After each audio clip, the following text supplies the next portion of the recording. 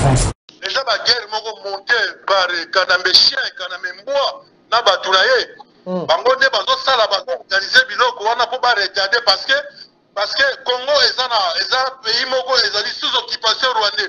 Normalement élection ko zalate parce que normalement il fallait que la transition sans Kanambechien. Yango Kanambe azoko tika bandeko na ye ba rwandais bazo kota bazo bomba bandeko na biso na Beni. Mais hier Mouloua yona soka meki ko simba Didi Dipumba ayebi combien de millions de combattants oyo tozali sima ya Didi Dipumba. Hier Mouloua yona hier tambien wana agro simba journaliste congolais ngai Roger le combattant na ko se déplacer na ko lukaye na batu na ngai ba yeba biso toza ba combattant pa batte. Merci beaucoup, chers amis fidèles téléspectateurs de la 3xw.congofrance.com. Chers amis fidèles téléspectateurs, merci toujours d'avoir été nombreux devant votre poste téléviseur, votre ordinateur, votre portable en train de nous suivre à travers le monde. Bienvenue dans cette émission Coin, cette émission Coin. Une émission toujours de divertissement, émission Coin, tout ça, on peut bino, tout ça, belé. Yamboka na biso Congo to yambaka ba combattant monde entier par rapport à la posa koleka na Congo France à intervenir na émission na musika biso émission to sala Congo France pour tout ça na nzela esinga to zwa mutu nyonso congolais nyonso compatriotes nyonso lokola Congo France to sala ngo pona ba congolais le boss José Didi Dipumba sala ngo pona ba congolais yango to créer ki émission oyo kwanti kwa yani kuwenge moto oyo atonda na kibonzambe nde to créer kwanti kwa mpo ba congolais so ba monde ante ba sala intervention charmi fidèle téléspectateur lelo to kolobela mambe belé ozo lekana mboka na biso Congo to kolobela discours ya Kabila na ONU esuka ki ndenge nini réaction ba congolais ndenge ni par rapport ya discours ya Kabila alobi nini akotika Congo to akotika Congo te tokolobela mabebele pe tokolobela massacre ezobeta na Beni massacre bazo kufa na Beni bandeko na ba congolais bazo kufa na Beni makasi vraiment lelo to sala lisusu intervention ya ndeko na biso Roger le combattant na Paris pe tokolobela na journaliste moko Mike Mouloua soki Mike Mouloua oyo aza ko menacer Congo France ko finga lukaki alukisa boss biso abomaye na banzele belé tokobango na Roger le combattant munene na kasi ya Paris. Bonjour à Roger le combattant. Bazuma ex-président ya Sud Afrique va combattre zani. Ils ont pas été et à se dégager batunaye bambwana ye o balandaka ye discours babino mo bomoni ba chaise ezalaki vide ba chaise ezalaki vide ye moko kolela azoko koloba te alobi ba n'importe quoi mokili elakisi ye ke balingi ye lisusu te bayebisi ye mpo ndenge azalana azoki mpe message na police bayebisi ye soki otie tembe tozotinda bato babuzu mikolo bakolongola ye na makasi. Voilà, merci. Ok, merci beaucoup Roger le combattant makasi aux à Paris na minute on a évité réaction ezali par rapport na Beni bato bakufa rebelle wala euti wapi bato bakufa na Beni rebelle wala euti wapi sala mindenge nini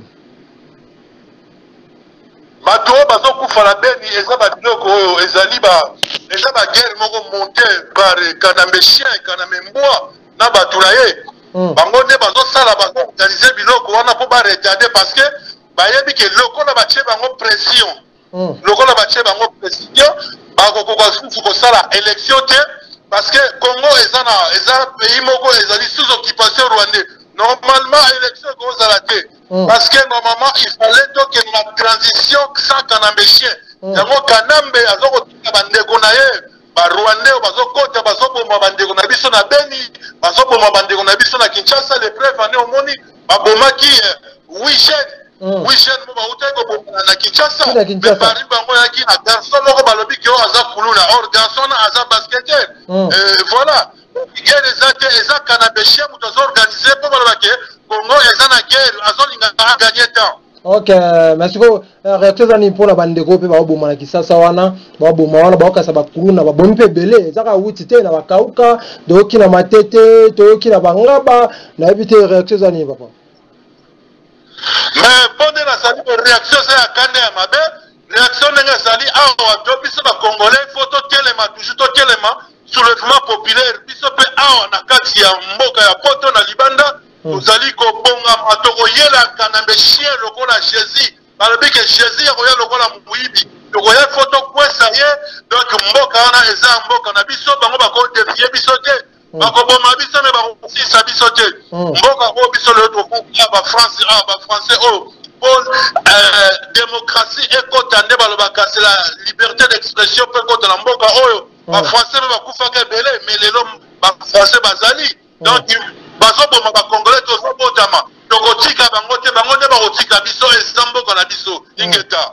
Ya, merci beaucoup Roger le combattant. Par rapport à lelo tomoni bakangi ba jeune fille boye kolata ba soutien auto bengaki ba wana ko benga ba ujana na Kinshasa bakangi bango na ebité kuja ujana wana pourquoi ba fille ba lingaki su ko ata soutien te ko tambola ko bimala ba papa ba combattant moi bosilikaki réaction zani ni par rapport na bakangi bango ngai pona ngai bana wana ba ujana na ko silikela bana wana te déjà peuple congolais musala ezate ba parents na bango baza impayé bafutaka bango te classe ezali kutu te sikoyo ezali babiloko moko organisé par bango parce que mwana wana parce que na ntango na biso tozalaki kuna ntango biso tozalaka ntango bamobutu baujana bazalaka te faut poser ba question misala eza te bapapa basalaka te sikoyo kindumba ezali le métier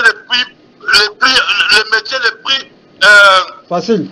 Le métier le plus banana bazosala kindumba po bazwa mbongo po balesa baparents na bango eza faute na bango te les preuves années ujana ezali biloko organisé par kanambeshie na bamédiocre nyonso nde toutu komona mpe lokola bakuluna mboka si bakuluna ezali kuluna eza organisation organisé bamédiocre na mama olangi na bakakenza na banani oyo mosusu wana bafaux passer wana bango bakangaka bana na bandoki bana na babengani bana na ntango babimi libanda yo sa siko ndeni bana na bakoma siko ifo aluka po alia akomi kuluna ujana eza babiloko oyo organisé par kanambeshie na bato na ye. Ok, merci beaucoup Roger le combattant. Na évité ceux qui webi ndeko moko Mike Muluwai azabe journaliste na mona avec internet. Oh, Mike Muluwai wana. Ya. Na yebi ngana za poska ngana fanda na Lubumbashi na yebi na Lubumbashi. Mike Muluwai wana aza Zambie ba para na ye baza ba Zambie oyo bayaka na Congo babwaka kangunda bazoka statut ya réfugié. Bazoka statut ya réfugié. Donc Mike Muluwai na Zambie aza Zambie. Aza Zambie ba para na ye baza ba Zambie babwaka ngunda.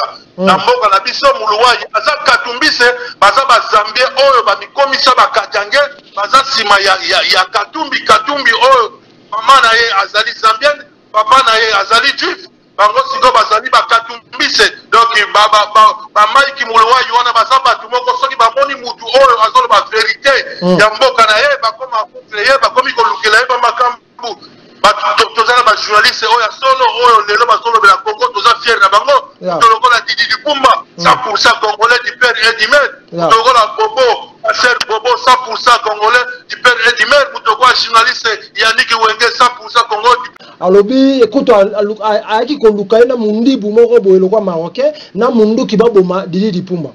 Je vais dire Pumba, comme Ayaki Komona plateau Congo France a envié plateau Congo France, à lobby à Kobomisa, Didi Pumba, à lobby écoute Ayaki Koluka na mundi Bumoro Boelokwa marocain, na mundu Kibaboma, Didi Pumba. Mais yé Mouloua, yona soka meki ko simba Didi Pumba, ayebi combien de millions de combattants oh tozali sima ya Didi Dipumba ye Muluwai wana ye Zambie wana agro simba journaliste congolais ngai Roger le combattant na ko se déplacer na koluka ye na batu na ngai kwa ye banga biso toza ba combattant pa batte Didi Dipumba za congolais Didi Dipumba za congolais ye asa Zambie akoba na ndenge nini ye akambu ya Congo est-ce que état ye déjà na ko yebisa yo Muluwai Mike Muluwai c'est Roger le combattant qui te parle à partir d'aujourd'hui. Tu n'as pas droit à parler sur mon pays qui n'est pas la vôtre. Roger le combattant a décidé. À partir de nous, journalistes reconnu autre Pessi et Bendele, c'est Didi Dipumba, ou la chaîne de François, il y a francecongo.com. Voilà, na représentant Yannick Wenge, ou à Afrique du Sud, ou à Yamba, premier président Zuma, ex-président et Sud-Afrique. Donc Yannick Wenge a ses représentants. Didi Dipumba Azali a représenté Europe, Amérique, États-Unis, partout, par-ci, par-là, Asie, partout. Didi Dipumba, ça je son sakana que yo Mike Molowa isoko meki na Didi Dipumba okomona tokoya na yo ba okomona sikoyo ba kuluna sikoyo omoni ba kuluna oya kini sikoyo ba kuluna ya ba kombata yo na lingala na yo no bagana lingala na yo ya mabeo wana o lingala ba Zambie o ye kona na Lubumbashi wana okeba na yo muluwa Mike na zo bisao toko meka na Didi Dipumba zo meka moto okomona yango okomona mulaya tout le fait okidisa yo ingeta. Merci beaucoup Roger le combattant. Mon mot de la fait par rapport à tout mboka na yo et la moto makasi élection tozo ba position la ngote le 23 décembre tozo da la kaming tia me ba guerre zo sama la est na habité réaction za nini poto ka bwana yo moi le basuka pona émission ba moto na biso. Non qui pour la élection exacte. On ne peut pas faire une élection dans un pays où ils sont en occupation. Bon cannabis ils sont en occupation rwandais. Déjà nous avons un candidat fabriqué. Nous avons 100% congolais au Banakati. Nous avons la mise sur la cimama sur un bateau. En 2006, élection Salamaka. Machine à foufou, nous avons une machine à voter Zalakate. En 2011, machine à voter na bango Zalakate. Kanambe Chien, Kanambe Moua, Kabila, il n'a jamais été voté. Azalaki nommé. Alors, tous les 5 Congolais. Faut que ça la soulèvement, faut que la transition, ça Kanambe Chien. Donc, élection comme ça n'a pas canate. Mikolo, donc, il y a une élection de toutes les façons, et vous allez péter. Il y a un chaque jour dans le Congo, ma chaîne, ma chaîne à Kinshasa, ma chaîne va manifester, il y a ma chaîne la Beni. Donc voilà, il y a Bazali, partout dans le monde, dans honorable Malila, Malila, Mike Alomba, dans Sa Majesté, Moses, donc Bozala Sima, donc de Liboso. Nous avons préparé déjà des armes dans le Somba, nous avons quitté la carte à Congo. Pour guerre, nous avons la carte à WhatsApp, guerre, photos à actionnaire, photos à action, la carte, photos qui est de Tokunda. Kanamba, Roban, Sabiso, Congo, Zabiso, Congo et Zabiso. Nous avons Zaïrois, Roger les combattants dans Zaïrois, nous avons Katana Mangbele. Est-ce que Kanambe Chia, Kanambe Mboua, Bakata Mangbele, Bakata Mangbele, tu vois les Zambo Kanangai, Ingeta.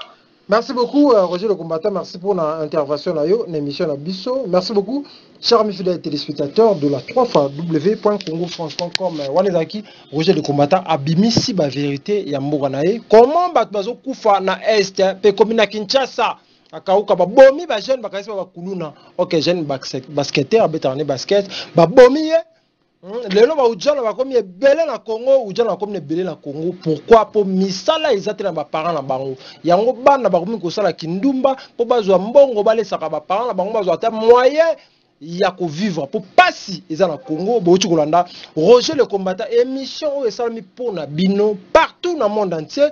Batu toka ki menace ya Mike Mulowa isoki nani na yeba kayete auti ko menacer ezo menacer Congo France makasi. A menacé Congo France, Bakasi a menacé Boss MC Didi Dipumba, a Lukelieti, Babo Maïna Massasi. Mais toujours Didi Dipumba a joué pour ça bon en Zambie parce que yé a dans la famille, a dans la battu belé au yé à travers yé des battu vivre. Dans Congo kuna ba journaliste basé belé au Didi Dipumba futaka. En tout cas tabo luki na ndenge nyoso e aussi mati bo ki ba vérité Mike Molowa yana azana yé Zambien. Papa na bango na ba boaka ngunda na Congo akoma congolais. Tango linga na pe aloba linga la bien te. Pourquoi? Parce que ça qui Zambien. Papa na bango ba boaka ngunda na Congo ba kola na Lubumbashi wana lelo pe na poto so na Belgique ceux qui na France ceux qui wapi na ba raté akomi ko chrétien Didi Dipumba. En tout cas, on a charge de Yannick Wenge, porte-parole à Didi Pumba en direct na Afrique du Sud. Mon a combattant nyonso akuso mekate parce que Yannick Wenge a simba mina ba combattant nyonso ya Afrique du Sud pe monde entier Congo mo babi Yannick Wenge mo lobeli ya peuple Congo pe mo lobeli ba diaspora congolais pe ba combattant tout ya monde entier. Merci beaucoup, Boti Olanda, vraiment, Roger le combattant, ça l'intervention là, Mike Mouloua, il n'a qu'ébissé les sous, il n'a qu'ébissé la Congo France, parce que Bisso, tout ça, toujours Moussala, tout ça, information nette, claire. Oh, bah, tu belle bataille la Bisso dans le monde entier. Merci beaucoup, la boss, José Didi Pumba, toujours Moussala qui toko, et qui toko, équipe Nyon sur la Congo France, ça peut s'y beauté, disait Yannick Wenge. Merci beaucoup, na Maman Adèle Yombo, ensemble pour une nouvelle république. Et là, pourquoi pas le Congolais va combattre tous ensemble. Tous ensemble, tous la potolongola, ba nguna na kati mboka na biso Congo. Merci beaucoup, nous vous avez toujours belé, vous avez émission la biso, série tout que c'est ma caméra, qui artiste toujours la lumière Maramutu qui toque d'ici là, portez-vous bien, et avec l'espoir de vous retrouver au prochain numéro. Ciao.